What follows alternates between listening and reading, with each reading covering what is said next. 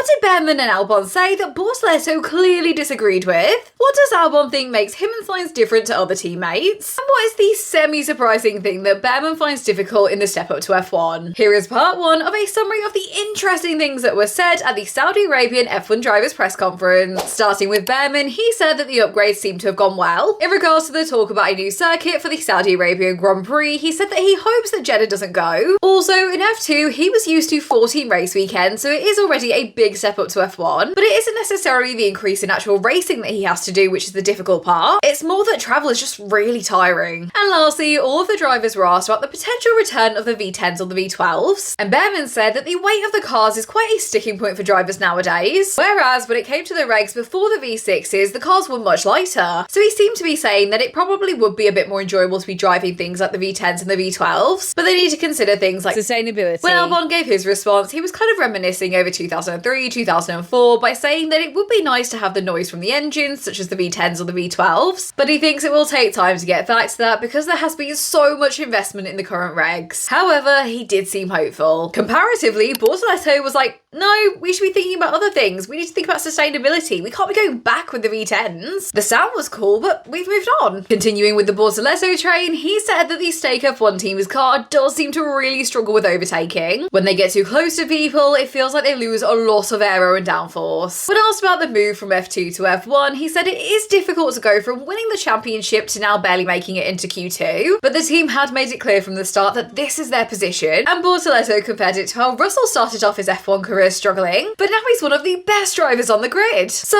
it's all about patience and just trying to learn. Then there is Albon. When asked about Williams' competitors, he said that Haas seemed to have brought a car that is more focused towards race pace rather than qualifying. However, he's pretty happy with the car. He already knew the car was good on the first lap when they were in Silverstone for the shakedown, and this season has been his most enjoyable season in F1 so far, although the car is very corner and wind specific. Now, Albon often gets asked what it's like to have Sainz, who has so much experience, so he gave the very typical response that he's giving to that question, but he also said that Carlos clearly has a driving style that he wants to be able to use with the car. Both him and Sainz are data driven, and as a team they are very open with each other, more so than two drivers normally would be. In fact, most of their meetings are together. When asked about Jeddah, he said that the new circuit's layout is quite impressive, but he would be sad if this circuit went, and even though this is round 5, it feels like it's round 10. The calendar has been relatively intense, and he feels like they are on the upper limit of the number of races they can do in a season, especially considering the impact it has on the personal lives of the team members, not just thinking about the drivers.